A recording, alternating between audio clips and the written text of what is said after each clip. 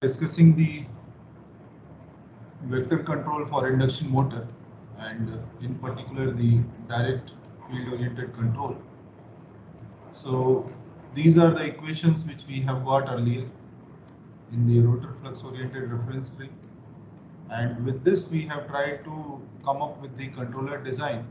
So the quantities which we had to design that we have discussed are the speed, IMR, ISQ and IST, and we have identified how and what we can do to design that, and some of the things are still loading in this slide.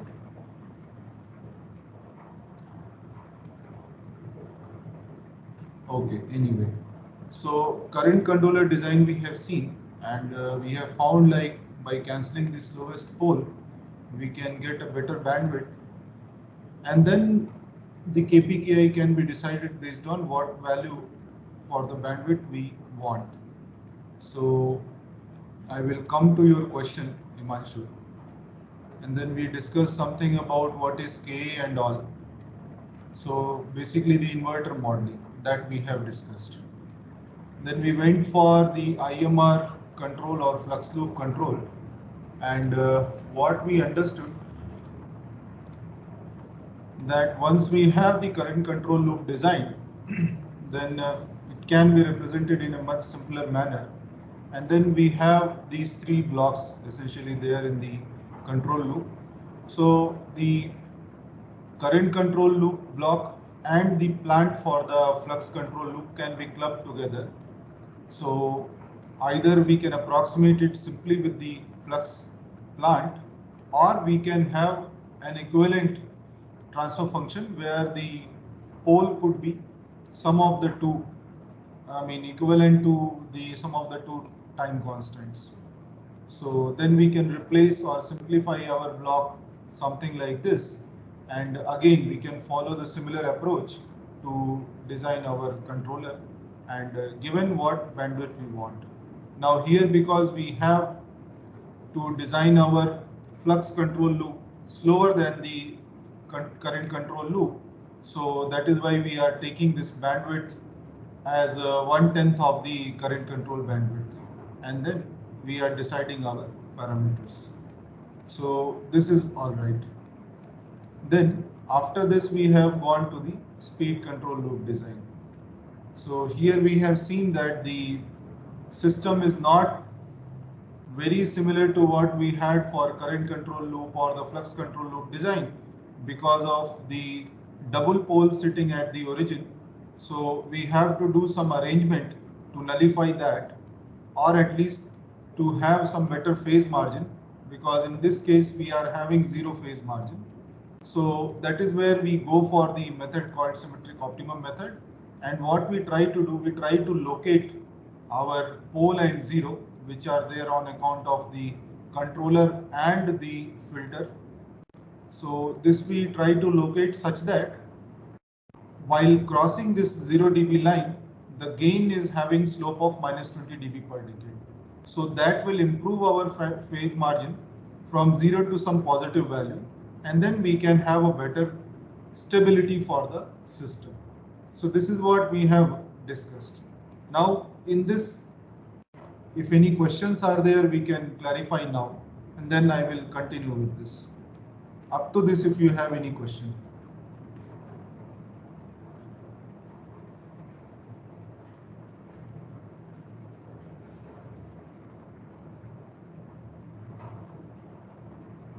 This is fine for everyone. Now what we are trying to do, we are trying to design our parameters KPKI using this method called the symmetric optimum method. Now this we have understood that our omega z, omega pole, this should be symmetrically placed around this zero crossing that we are calling as the bandwidth of our speed control loop. So symmetrically placing means the gap between the two, because this is a semi-log graph paper. So the ratio, when I say gap, this represents the ratio, not the difference. So this ratio must be same for the pole to bandwidth and then the bandwidth to zero. This gap should be same. So on the semi-log graph paper, if gap is same, which means the ratios are different. I mean, ratios are equal. So now with this, we have actually three parameters with us, which we have to design. So KPKI are there for the controller, and now we have the third parameter A. Now how much gap should be there? There is no measure for how much this ratio should be. What should be the value of A? It could be equally spaced, or it could be like A could be 1 or A could be 2 or anything else. How much should we choose? This is the question which we can now look for. So we have discussed during our DC motor control that there are 2-3 things which we can do for this particular system. One thing is the phase margin, what we are having. We can decide some phase margin, let us say 45 degree. So we can design A according to this phase margin, whatever we have decided. So that is where we come up. You go back and see the equations, how these are derived. So this comes something like this. Tan inverse of A minus 1 by A is equal to phase margin. This is nothing. What we are doing basically, we are writing the phase of this total open loop system. So if you write the open loop system phase, what you will find that, okay, let me write the transfer function first and then the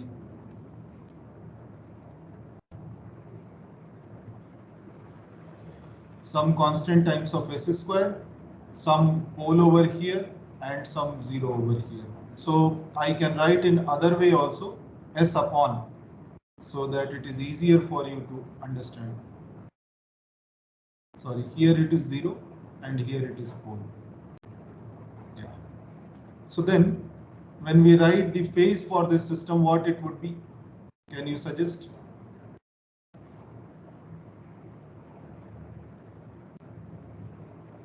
Minus 180.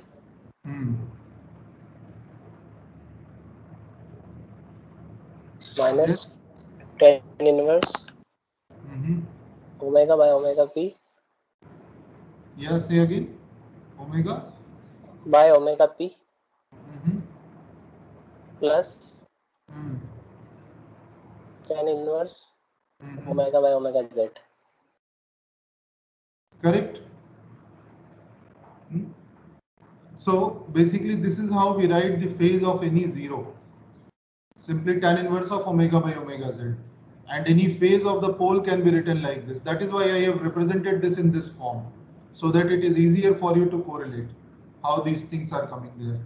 Now this is easy. We know the ratio. So this phase should be equal to our, so what we are trying to have, we are trying to have phase margin of some value. Let's say PM is our value. Then actual phase of this should be minus 180 degree plus PM. You are understanding my point?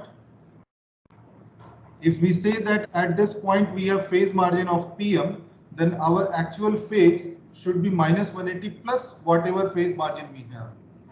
So let me go back to the graph. So this is the absolute value of, let me write in blue, this is the absolute value of phase. Understanding my point? This axis over here is minus 180 degree.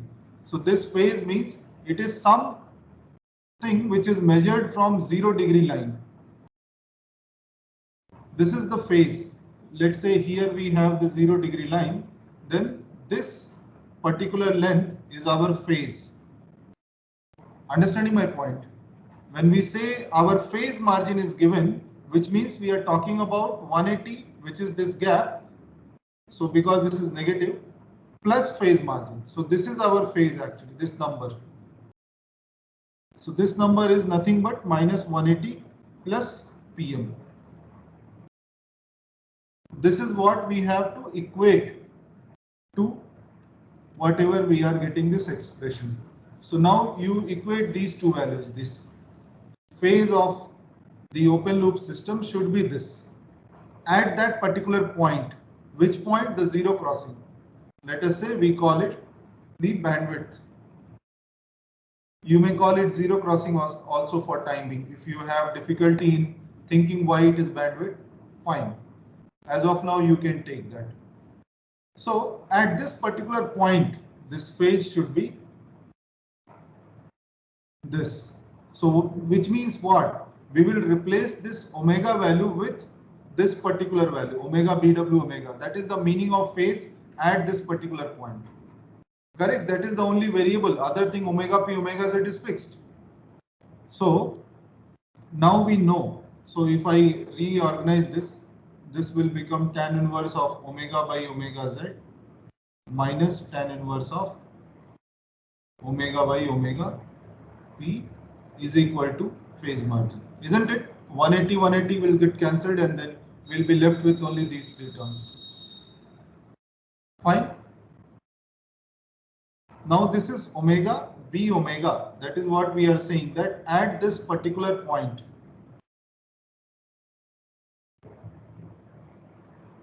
okay, it is our this zero crossing point at which we are looking for the phase. This zero crossing point. This is where we are looking for the phase. Understanding my point? So we replace by that, and then we have this thing available with us, that omega P by omega B omega is A and omega B omega by omega Z is A. So we have this relation also with us because of symmetric optimum method. So then we can replace this by our variable A. So tan inverse, this will become what? What will this be? A minus, what would this be? 1 by A. So this is our expression. Now tan inverse A minus tan inverse B, you can solve very easily. Tan inverse of A minus B by 1 plus A into B. So then this will solve and come out to be something like this. And then you can, okay, so there should have been a half also perhaps here. Okay, anyway. So yeah.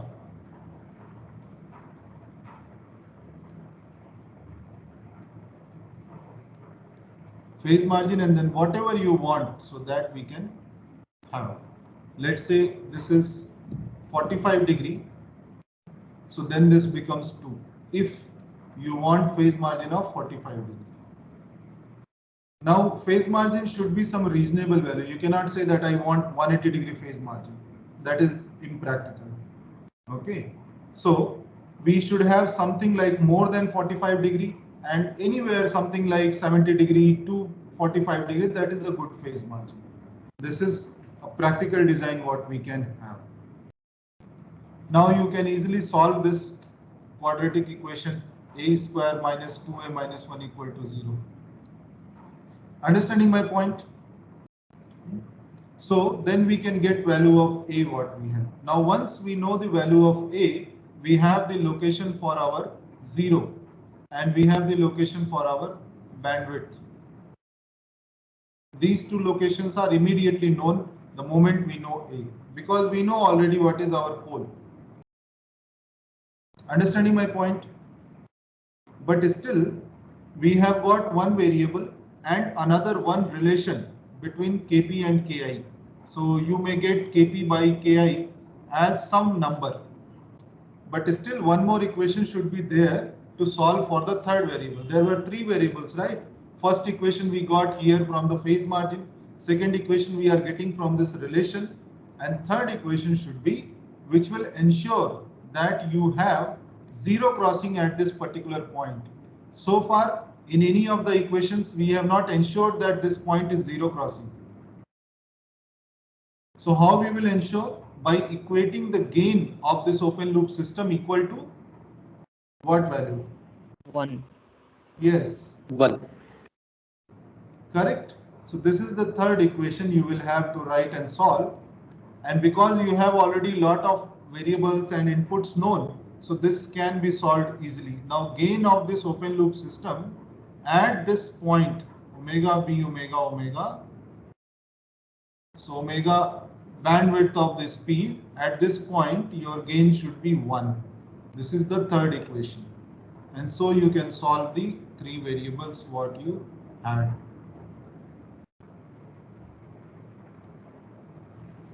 Fine. So I am not going into details of writing the gain and all. You can do on your own. Is that right? No? Any difficulty in that? Already we have done for the DC motor. You can only go back and check whether you are getting that or not. Now the important question comes that what should be the value of tau f, the filter, or what should be the filter cutoff frequency omega f? How much we should take? What is reasonable? Any guess over there?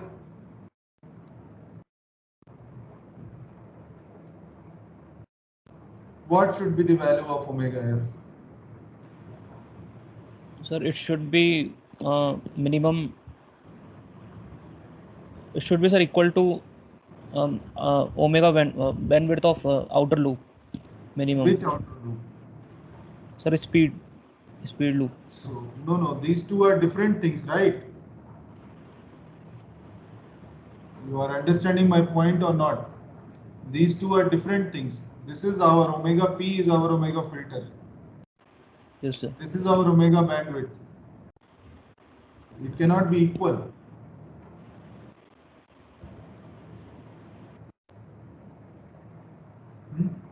What it should be then? Sir, I am not saying, sir, equal. I am saying that it should be greater than or equal to the outer loop bandwidth. Yeah, that is true. Obviously it will be, because you have a factor a greater than 1 dividing that, right? For bandwidth. So obviously it will be greater than, but what it should be? You cannot have the catch-22 situation. You know one, then you can tell other, but you don't know the first one. Understanding my point or not?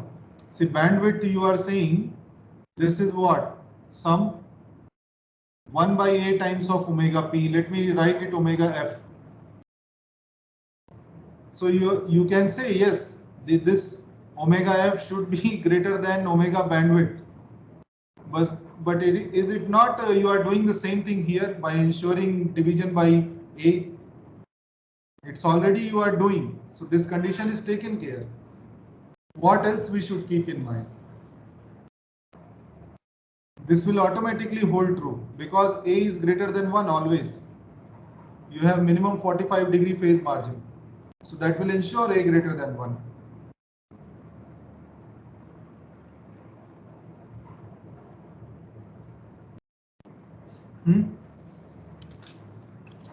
Tell me.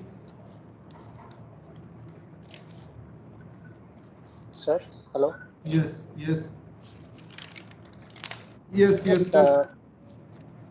It should be under root of omega p and omega z. That means under root of omega p omega z equal to omega f. Say again, I did not get. Under root of omega p multiplied by omega z. Yeah, all the things you are calculating on basis of omega f, right? How can you go back and calculate that again?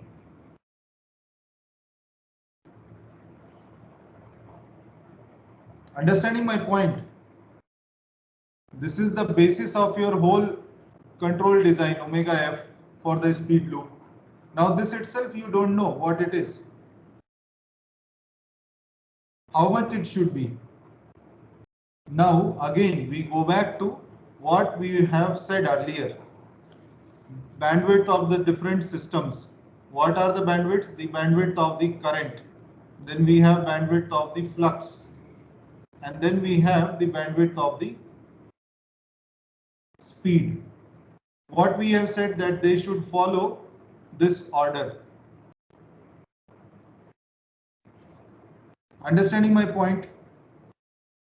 Now we know that this is something equal to omega filter by A, which means our omega filter by A must be very less than omega bandwidth of flux. Understanding my point? So our filter frequency, this filter cutoff frequency, must be less than A times of omega bandwidth for the flux. So if our omega bandwidth for the flux is coming something like what? Let's say 100 hertz. So filter you cannot have more than, let us say, 20 hertz. Understanding my point? So there should be some significant gap between the bandwidth of the flux and this cutoff of this filter. You are understanding my point? Yes or no? See, we have to ensure this relation, isn't it? Understanding my point? We have to ensure this. Now, to ensure this, our omega filter by A must be very, very small than omega bandwidth for the flux. Correct? So, if you have, let us say, now let us go by numbers.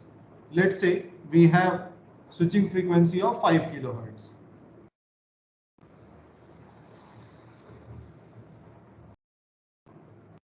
Now, what will be the bandwidth frequency for our current control loop?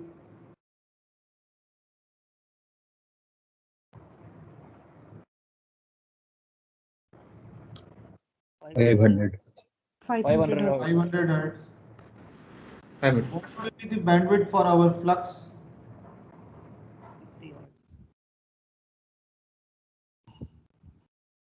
50 hertz. Yes, 50 hertz. So these numbers, you see how these are coming, 1/10 of each other. Now your omega filter, or let me write as filter cutoff frequency, FF, you try to restrict within 10 hertz. Because your bandwidth for speed is going to be equal to FF by some factor A. So if you are restricting within 10 hertz, this thing, so you will be restricting this like in this manner. Now if A is near about 2 or something, you will get the speed bandwidth. Okay, this should be omega, sorry.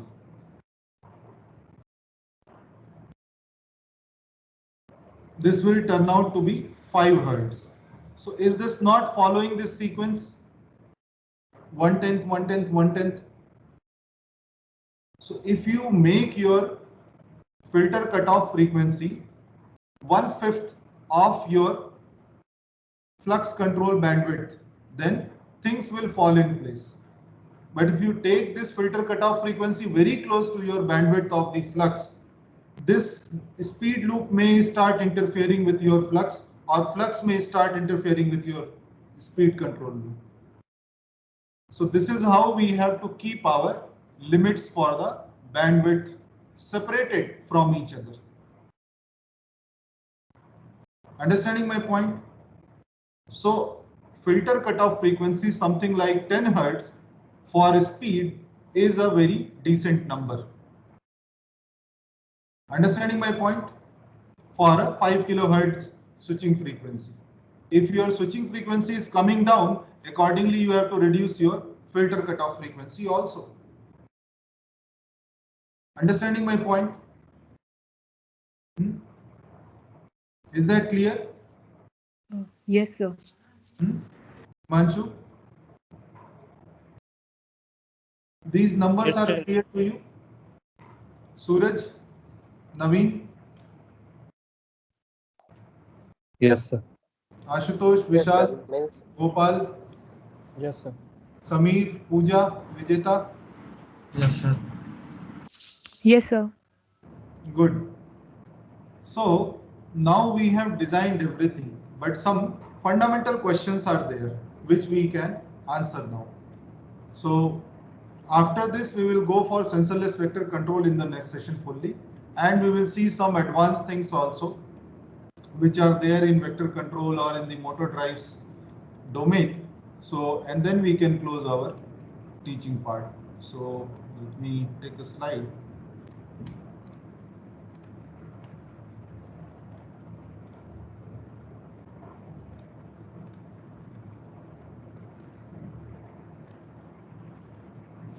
Fine. So first question, now you understood that all the parameters, everything you have designed, assuming that the fundamentals are not interfering with your concepts as of now. Fine.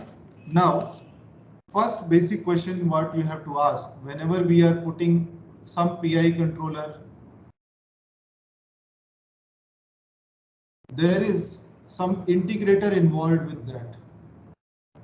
So if I have to write this PI, if you are feeding your error, so there will be two parts, one going to the KP, generating some output, another going to this gain KI, and then going to the integrator.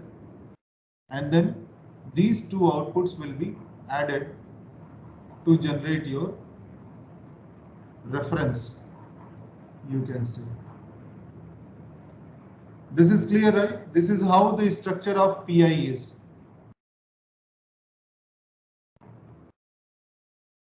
Now, whenever you have integrator, there is tendency that it will keep on increasing its value as long as even a minor error is available.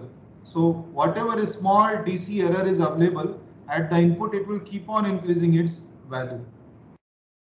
So we have also discussed this point earlier, that is this phenomena is called wind off.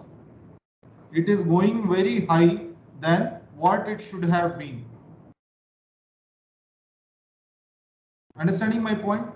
It is kind of flying away from whatever value. Let's say your system, this is your, for example, voltage reference. So I am talking in terms of absolute voltage. Let's assume that inverter is somewhere absorbed over here. Now your system may have 100 volt value, but this integrator is keep on going and going up to what 1000 volts, which you cannot generate from your system. So there is no point in taking this output to this value when we cannot generate and we cannot justify that. Then what will happen? The moment, let me draw parallelly the reference and the feedback signal also over here. So let's say this is your reference and this is your response. Let us say it is flying. So up to the point it reaches this value, the reference value, it will give negative error, and this will keep on increasing its value and go to very high value. I mean positive error, not negative error. So it will keep on increasing its value. The moment it touches here and goes beyond, the error will become negative, which means this will start coming down slowly. Again, this process is slow because integrator is involved. It cannot be so fast. Now slowly it will start coming down, and by the time this comes down back again to this reference value, this will be very off on the other side. And this phenomena will continue. Again, this will oscillate, and this will continue. And you will be wondering that even after designing all these things, what is the problem with this? Why it's not tracking properly? You may expect a response something like this. It should go and settle. But what is this? Why is this happening? These are some inherent problems which we have with the integrator involved over here. So what we should do, we should put some limit over here after the integrator, which means what? When we are putting limit, what it says that the moment this output of this controller reaches this value, what we can generate at the most, the integrator should stop, because nothing I can do beyond that, and let my system respond according to whatever I have applied. Let me wait over here until this value reaches the reference value. So what will happen? This oscillation or this going up and down, this will stop. So you are stopping the integration the moment it hits the limit of this output or limit of your output finally. Understanding my point? You understood this phenomena? This process when we are avoiding this wind-up phenomena, so this is called anti-wind-up.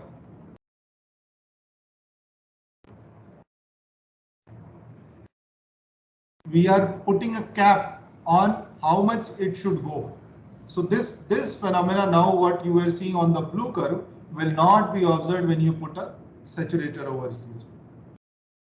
So in MATLAB you have saturation involved with the integrator itself, which means what? It says like the moment you reach the limit, the integration process stops. It will not go further. But again, if it is coming to, let's say, some negative value, again it will start. But the moment it is reaching its maximum value, what can be generated? Nothing further we can do. There is no further use of integrating the error. We have reached to our full strength. We have applied the full voltage. That's all we can do. Understanding my point? So then we have PI controllers everywhere. How to decide the limits on each of these controllers? So we have PI controller for, let us say, speed, then we have flux, then we have D and Q axis current. So all these PI controllers for omega, then flux, then current ISD, ISQ, all these have PI controllers. Now the question is, what is the output of this omega PI controller?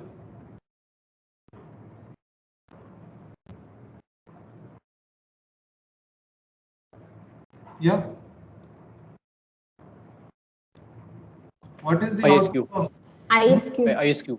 ISQ reference? So which means when we are deciding the limit for the PI of the speed controller, we are actually deciding the limits for our Q axis current reference. This point you understand? Now when we are deciding the limit for our flux PI, what we are deciding actually the limit of? What is the output of the flux PI or IMR PI controller?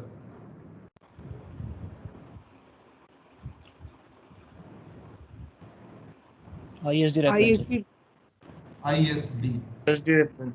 So now in this case, when we are putting limit on our PI of the flux controller, we are actually deciding the limits of our ISD reference. This should be rated according to our system. We cannot have reference of some 1000 ampere for a 5 HP motor, which is impractical. We cannot do.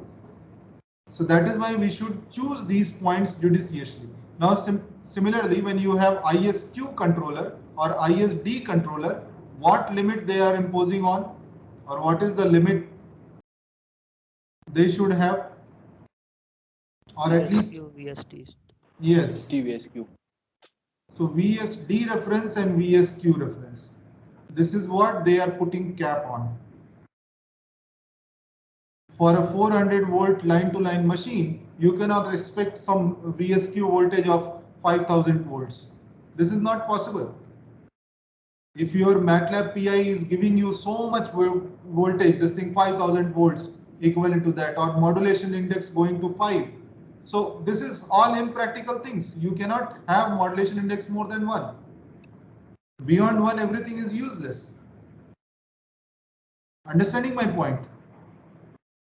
So our system has physical limits. This is what we put on the PI controllers as well. But we have to first understand what are these limits. Understanding my point? Now, to understand these limits, again, we should go back to our equations, what we have modeled in the DQ domain. So, can you quickly tell what are these equations?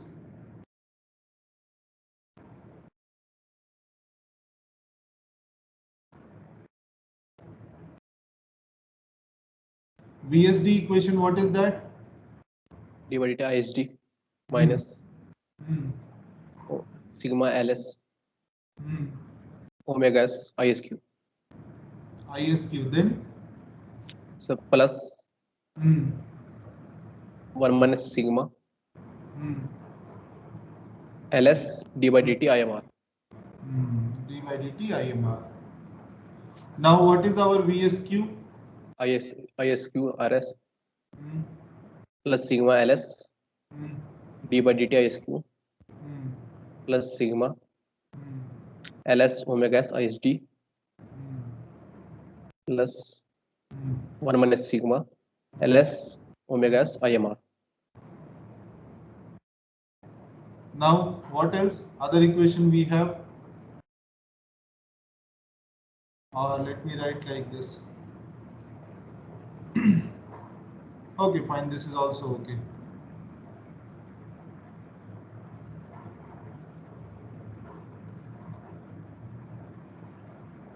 Then what else we have?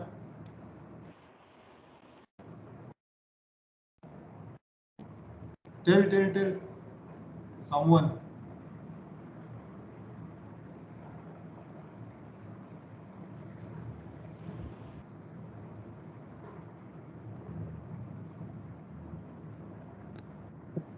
Keep telling. Yes. This is sigma ls or 1 minus sigma ls? So 1 minus sigma 1 LS minus. IMR. Hmm. So 1 minus sigma Hmm. LS IMR ISQ. This is your model, right? And what we have to decide, you have to decide limits. Now limits are for the steady state condition. When our motor running under steady state, what is the value of ISQ, ISD, IMR, VSQ, VSD? These are the machine ratings, or the torque or the slip speed. These things are machine ratings, isn't it?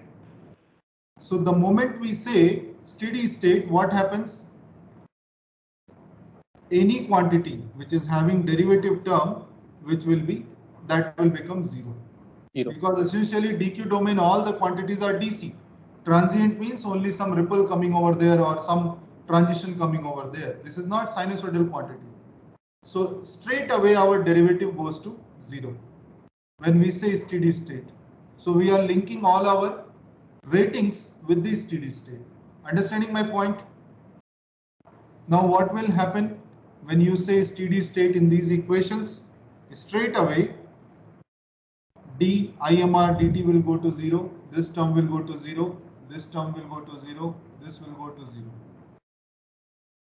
These four terms will straight away become 0.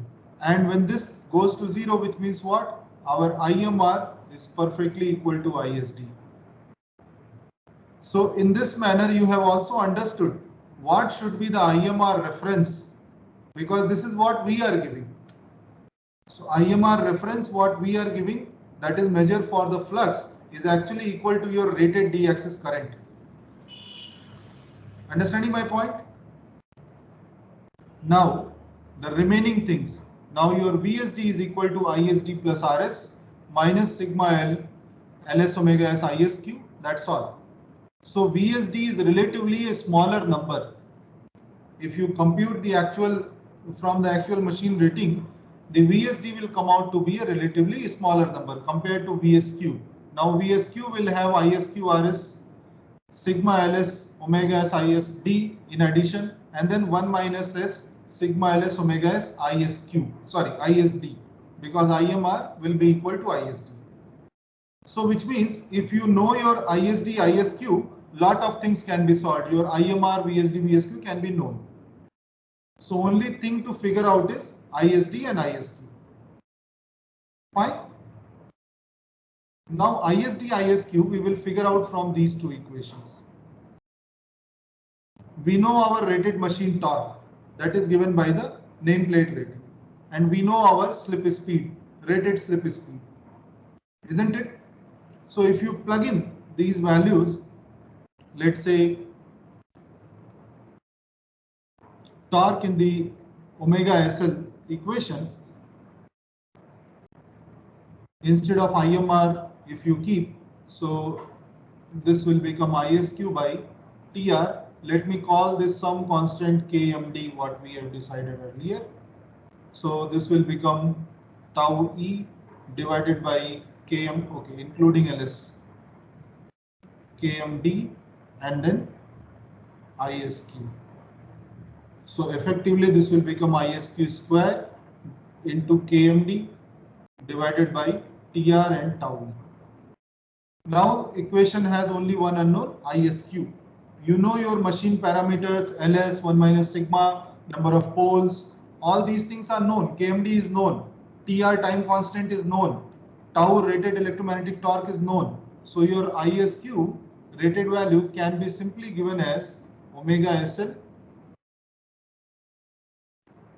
TR tau E divided by KMD. Fine. Now you know ISQ. So then you can simply compute your ISD from the slip equation itself or from the torque equation itself. ISD will simply be equal to tau divided by KMD divided by ISQ. These are the rated values for your machine.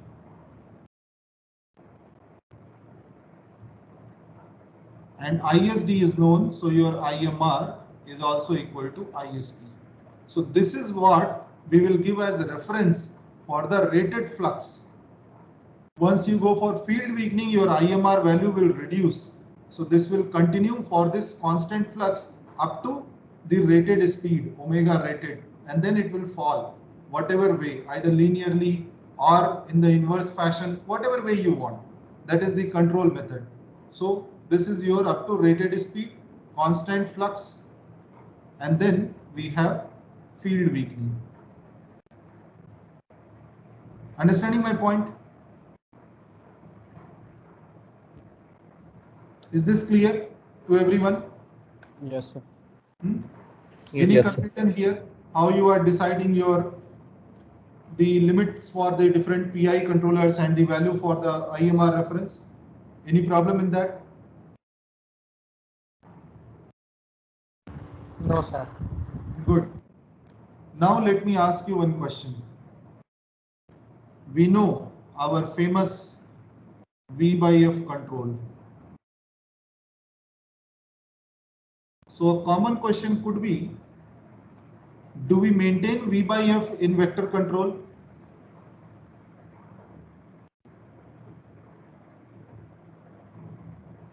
If yes, then how? If no, then why not? Because lot of advantages we have seen for V by F equal to constant rated value. Lot of advantages we know because of this. Now we cannot simply say that, okay, all this is not applicable in vector control. We cannot say that. Do we maintain? Yes or no?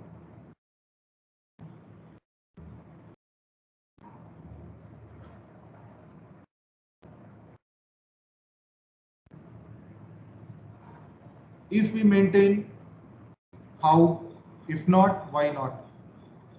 So think about this question. I will come back in the next session and discuss this. This is a question for you. Fine? We will discuss this in the afternoon session. Suddenly, what has happened to V by F in vector control? Are we not following that? And if not, why not? We had such a fantastic thing. Why did we leave it? Understanding my point? This is something for you to think. Yes, sir. Yeah. Now let us go. So this limits we have understood, and so now our complete control structure is done. Each and every point we know very well. How to design KPKI, what limits to give, what reference value to give. Understand? For a given motor, for a given inverter, for a given PWM technique, we can design our controller very well. Clear? And this is direct vector control. We have the speed sensor available with us. Now coming to another fundamental question which Himanshu has asked, that what is the physical meaning of bandwidth? What do we mean by bandwidth?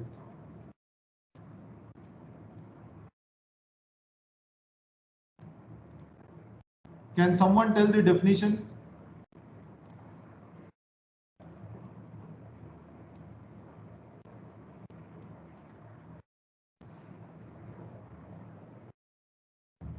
What is meaning of bandwidth?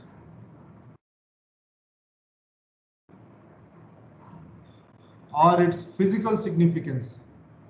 definition we can give. What is the physical significance of this? Why are we so particular about having a bandwidth for the system? What will happen if we change our bandwidth? Why can't we have more bandwidth? Why can't we have lesser bandwidth? Someone? Sir, we can say from the control system view. Yeah, say control system is not different word problem. This is also cloud word. This happens. Yeah. If the frequency is deviate from the 3 dB level. Frequency deviate or something else?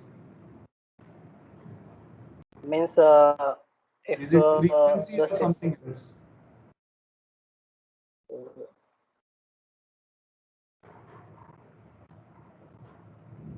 Means it's the problem of settle down of our system, means how it is fast or how it is slow. That is what, see, you change your poles very quickly.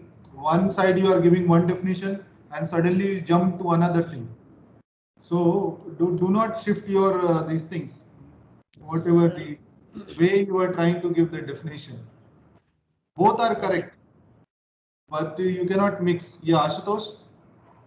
Sir, if the bandwidth is more, sir, actually, response time means if I relate with the bandwidth with response time, means rise time, peak time.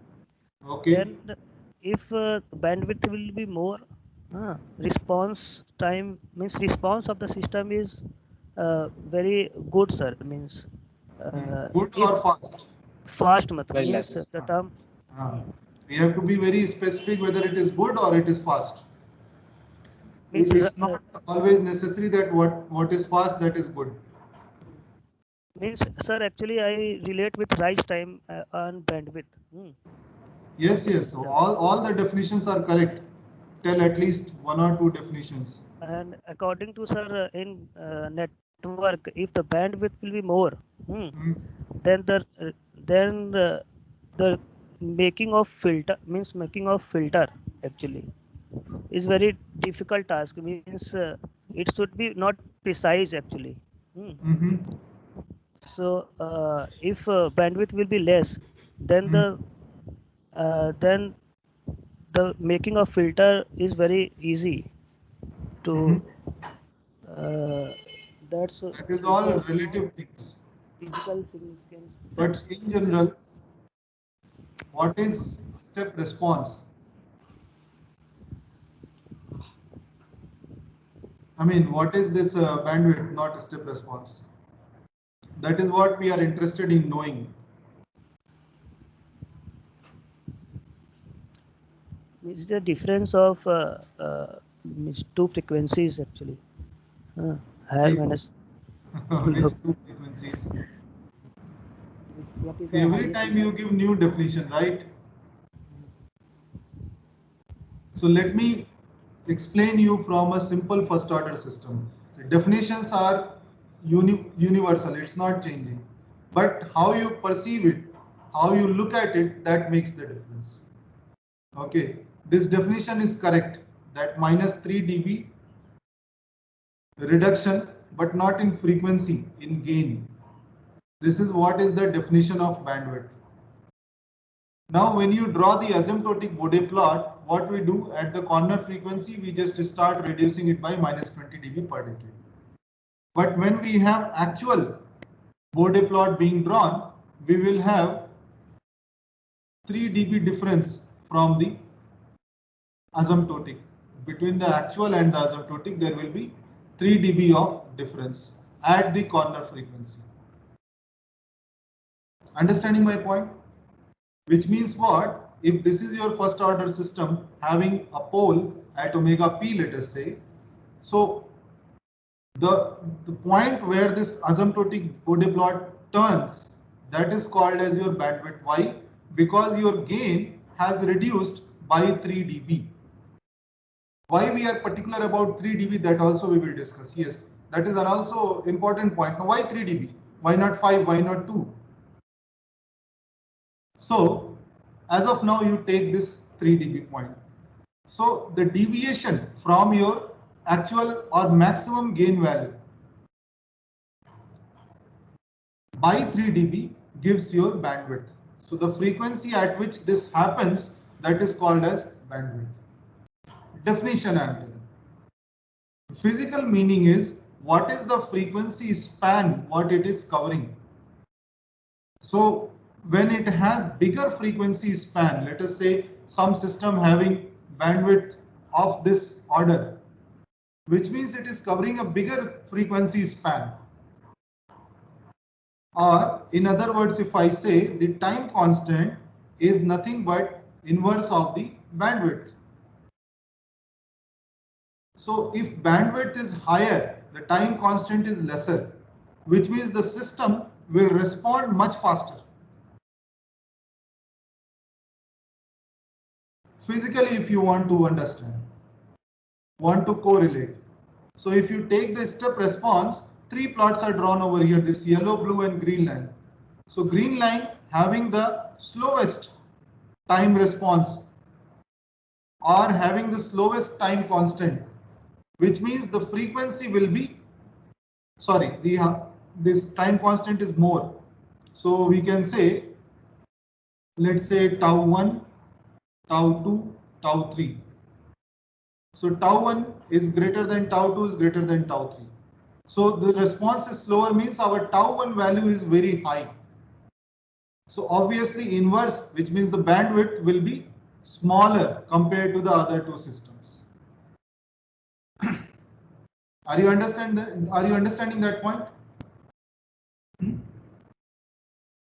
So physical meaning Yes, of bandwidth is how fast you are having the response. So the more frequency span you have, the faster you respond. Now what is the meaning of frequency span in terms of physical terms? Frequency span means what all frequencies you can generate. Now I will take you back to our Fourier expansion. We have understood, no? A square wave or something, anything we can represent in terms of different sinusoids. Correct? Now the reverse process, if you try, you take all the sinusoids and start reconstructing this square wave. Understanding my point? One place you got all your sinusoids from this square wave. Now you do the reverse. You take all your sinusoids and then start reconstructing this.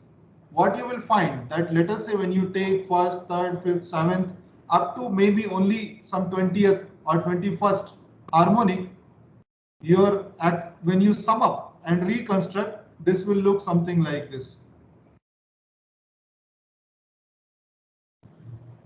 Gap you are seeing from here to here between the actual and the reconstructed waveform. You may do this in MATLAB yourself and see how it is. Now if you increase this band, let's say you go to 51st, this rise will become sharper.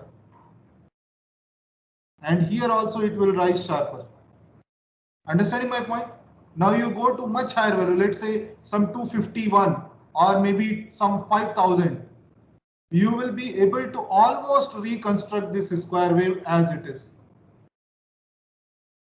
So the sharp rise is signifying that how much frequency component you are carrying in this signal.